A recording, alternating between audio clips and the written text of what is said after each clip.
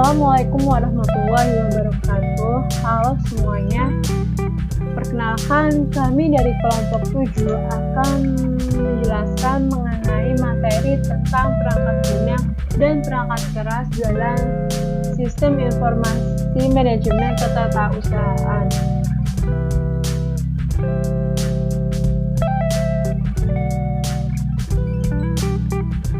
Sebelum lanjut mengenai materi perangkat lunak dan perangkat keras dalam sistem informasi manajemen ketatausahaan, izinkan kami dari kelompok 7 mengenalkan anggota dari kelompoknya, yaitu yang pertama ada di Lamanda Uzahra dengan NIM 20174011109, dan yang kedua yaitu Sinta Hidayah dengan NIM 20174011117.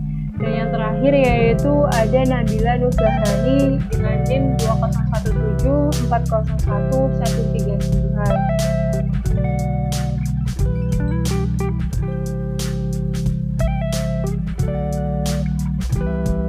Baik, materi yang pertama adalah sistem komputer. Sistem komputer merupakan elemen-elemen yang terkait untuk menjalankan suatu aktivitas dengan menggunakan komputer. Elemen dari sistem komputer terdiri dari manusianya atau brainware, perangkat lunak atau software, set instruksi atau instruction set, dan perangkat keras atau hardware. Dengan demikian, komponen tersebut merupakan elemen yang terlibat dalam suatu sistem komputer. Tentu saja, hardware tidak berarti apa-apa jika tidak ada salah satu dari dua lainnya, software dan brainware.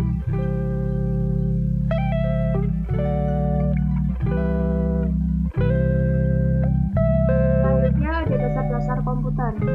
Berdasarkan komponen-komponen pendukungnya, agar dapat bekerja, sebuah sistem komputer terdiri dari hardware, software, dan brainware yang berfungsi sebagai berikut.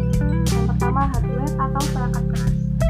Peralatan yang secara fisik terlihat dan bisa dijamah. Dalam hardware terdapat processing device, input device, output device, dan storage device. Kemudian ada software atau perangkat lunak. Program yang berisi instruksi atau perintah untuk melakukan pengolahan data. Dalam software terdapat operating system, application program, dan language program. Kemudian ada brainware atau perangkat pemakai. Manusia yang mengoperasikan dan mengendalikan sistem komputer. Dalam konteks sistem informasi, ketiga komponen tersebut akan melakukan 3 buah proses, yaitu proses input data, pemrosesan data, dan proses untuk menghasilkan output berupa produk informasi. Bisa dilihat, ini adalah contoh dari hardware, software, dan brainware.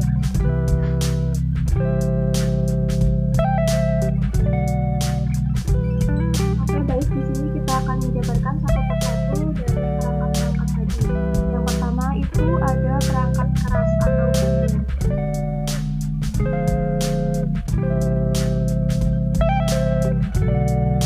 Berikut penjelasan dari perangkat keras. Perangkat keras merupakan komponen-komponen komputer yang dapat ditangkap dengan indera peraba kita. Sejumlah perangkat keras merupakan komponen pokok yang harus ada di sebuah komputer. Sedangkan komponen-komponen lainnya adalah komponen pendukung untuk menambah fungsi komputer. Perangkat keras komputer adalah sebuah bagian fisik komputer dan dibedakan dengan data yang berada di dalamnya atau yang beroperasi di dalamnya. Dan dibedakan juga dengan perangkat lunak atau software yang menyediakan instruksi untuk perangkat keras dalam menyelesaikan tugasnya.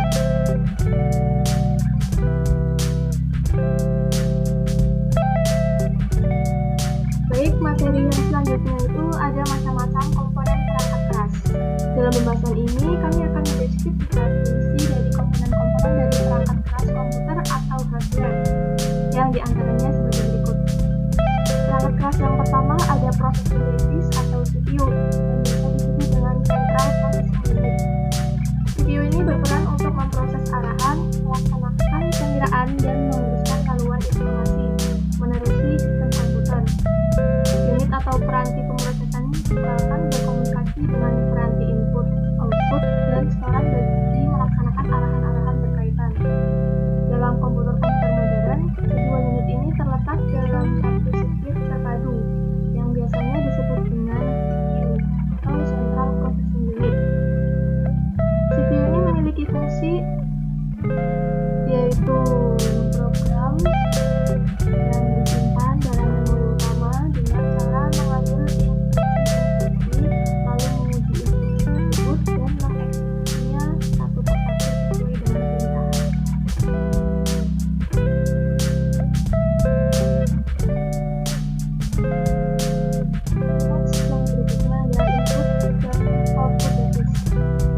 device adalah perangkat keras yang berfungsi sebagai alat untuk memasukkan data atau perintah ke dalam komputer. Sedangkan output device adalah perangkat keras yang berfungsi untuk menampilkan keluaran sebagai hasil pengolahan data. Keluaran dapat berupa hard copy atau ke kertas, soft copy atau ke monitor, ataupun berupa suara. Input dan output device berfungsi bagi komputer mendapatkan informasi dari dunia luar dan menaruh hasil kerjanya di sana. Dapat berbentuk fisik hard copy atau non-fisik soft copy. Ada berbagai macam alat input dan output device dari yang akrab, yaitu yang pertama ada keyboard, monitor, dan disk drive. Ke yang lebih tidak bisa seperti RAM atau kamera, web, printer, scanner, dan sebagainya. Di samping ini ada beberapa contoh dari device. Dan di bawahnya ada output device.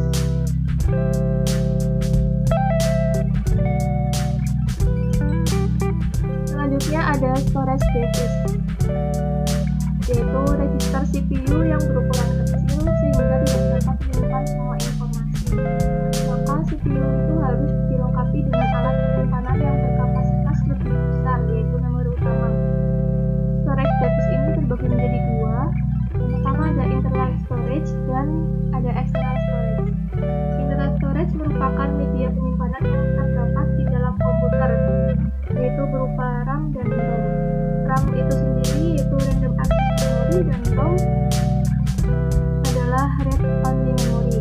Kemudian ada external storage yang merupakan perangkat keras untuk melakukan operasi penulisan, pembacaan, dan penyimpanan data di luar komputer, yaitu floppy disk, hard disk, CD-ROM, dan DVD.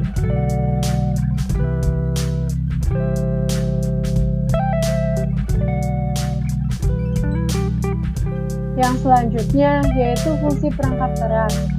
Sistem operasi mengendalikan sistem komputer lainnya dan memberikan izin aplikasi-aplikasi untuk menggunakan secara bersama-sama sumber daya dan peralatan komputer. Karena ketergantungannya, masalah yang timbul dalam sistem operasi ini dapat menimbulkan masalah-masalah lain pada seluruh pengguna dan aplikasinya.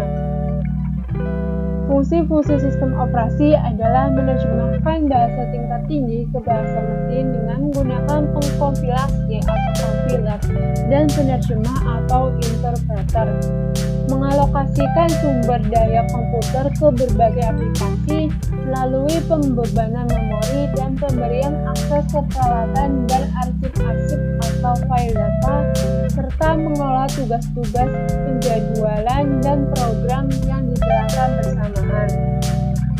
Sehubungan dengan fungsi-fungsi tersebut, auditor biasanya ditugaskan untuk memastikan bahwa tujuan pengendalian atas sistem operasi tercapai dan prosedur-prosedur pengendaliannya ditaati.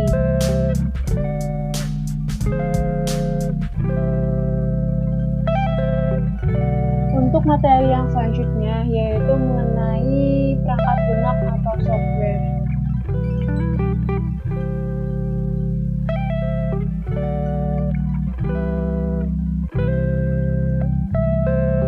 Perangkat lunak atau software adalah program komputer yang fungsinya mengarahkan kegiatan pemrosesan dari komputer. Di dalam software berisi instruksi kepada komputer atau pernyataan program yang secara tepat dinyatakan dan diorganisasikan sesuai dengan sintaks dan berbagai aturan tentang konstruksi program. Program ditulis oleh programmer atau pemrogram, yaitu seorang ahli atau profesional dalam menyusun program. Program kemudian dimasukkan ke dalam komputer, kemudian dijalankan oleh komputer dan diperlakukan sebagai salah satu jenis data. Program dapat diperbaiki atau diperluas dan kegiatan ini disebut pemeliharaan program. Software sangatlah penting karena software merupakan antarmuka atau interface yang menghubungkan pengguna dengan sistem komputer. Seringkali, pengguna harus memahami berbagai aspek dari software dalam rangka menggunakan dan mengembangkan lebih lanjut sistem informasi. Di samping tersebut sudah disediakan gambar tentang perangkat lunak atau software.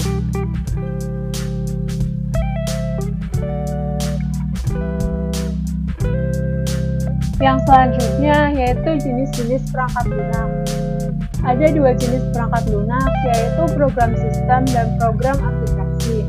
Untuk yang pertama yaitu program sistem. Perangkat lunak sistem atau sistem software yaitu perangkat lunak yang mengoperasikan sistem komputernya.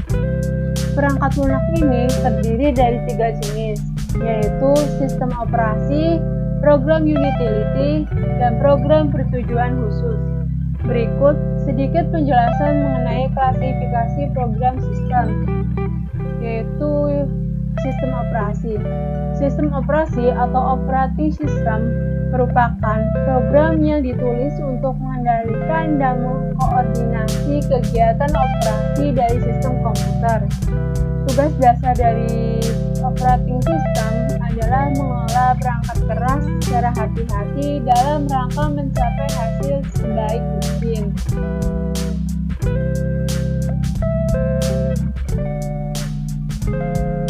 Tugas tersebut dikerjakan oleh sumber-sumber pengontrolan dan pengkoordinasian operating system seperti CPU, unit-unit pengelolaan data lainnya, baik penyimpanan memori utama maupun kedua, data semua alat masukan atau keluaran. Istilah lain dari operating system adalah monitor, eksekutif, supervisor, controller, atau master control program.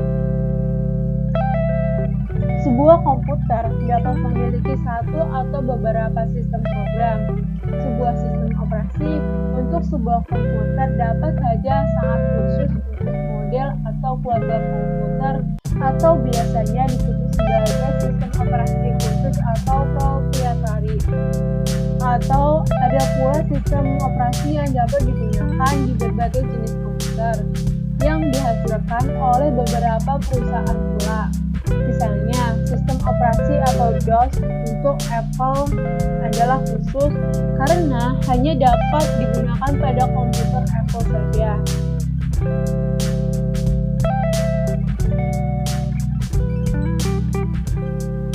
Sistem operasi biasanya terdiri dari 2 komponen atau bagian, yaitu yang pertama adalah control program. Sistem operasi ini terdiri dari 2 bagian, yaitu yang tersimpan di ROM dan yang tersimpan di simpanan luar atau di disket atau hard disk. Bagian kedua adalah user interface. Windows user interface yang disebut dengan graphical user interface yang menggunakan icon, menu, tombol-tombol, kotak-kotak, operasi mouse, dan keyboard sebagai penghubung atau interface antara pemakai atau user dengan sistem komputer.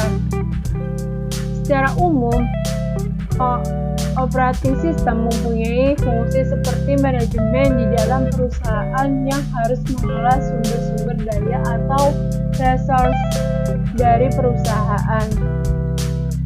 Sumber-sumber daya sistem komputer yang harus dikelola oleh sistem operasi supaya efektif dan efisien adalah memori utama, prosesor, dan memori luar atau hard disk.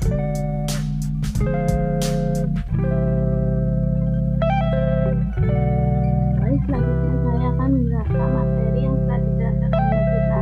Selanjutnya itu materi tentang program utilitas.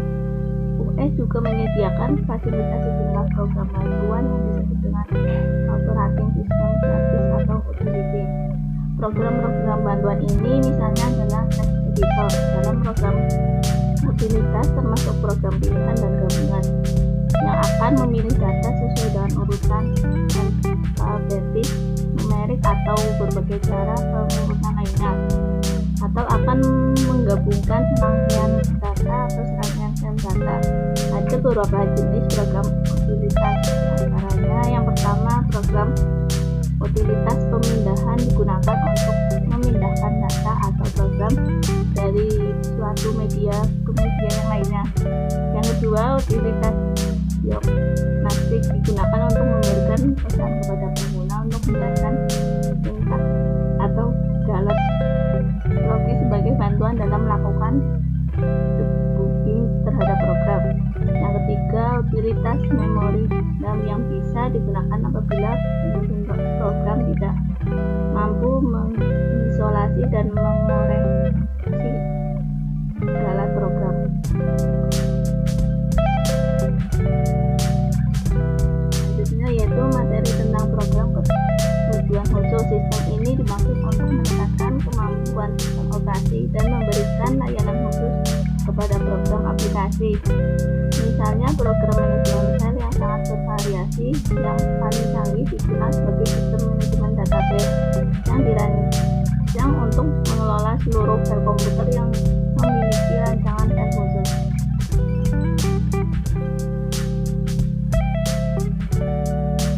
Selanjutnya yaitu materi tentang program aplikasi. Program aplikasi adalah program yang ditulis untuk melaksanakan tugas khusus dari pengguna.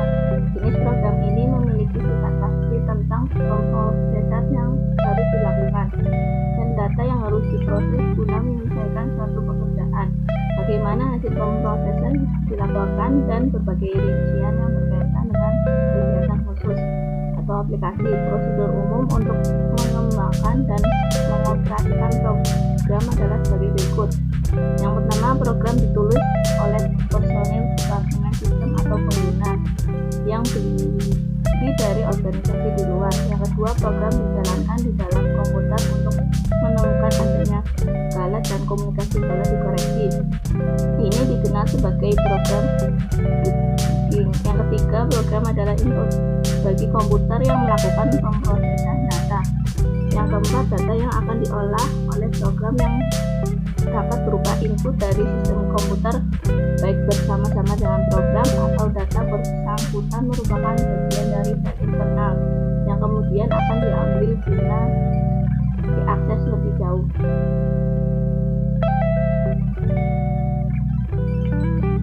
Materi selanjutnya yaitu tentang bahasa pemrograman. Program komputer ditulis dengan bahasa yang biasa disebut sebagai bahasa pemrograman komputer atau perangkat lunak. Bahasa language software. Bahasa pemrograman merupakan program khusus yang sudah disediakan oleh pabrik komputer atau yang bisa dibuat oleh perusahaan perangkat lunak yang digunakan untuk mengembangkan program aplikasi. Program ini berfungsi sebagai penerjemah antar program yang ditulis dengan bahasa awam sehari-hari menjadi bahasa mesin yang dimengerti oleh komputer.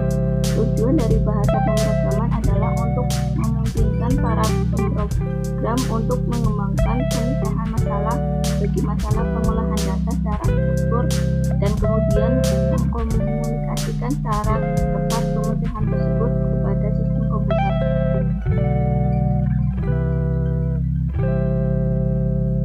Materi yang terakhir yaitu terdapat beberapa jenis bahasa pemrograman, di antaranya ada bahasa mesin, bahasa assembly, bahasa prosedural, bahasa interaktif, bahasa file dan database query, bahasa produktivitas, dan bahasa khusus.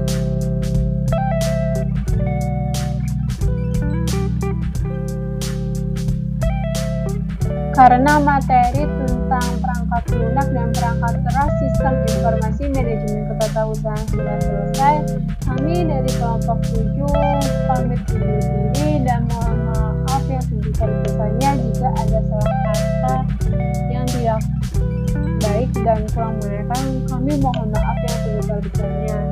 Ya, dan terima kasih. Wassalamualaikum warahmatullahi wabarakatuh. Terima kasih guys.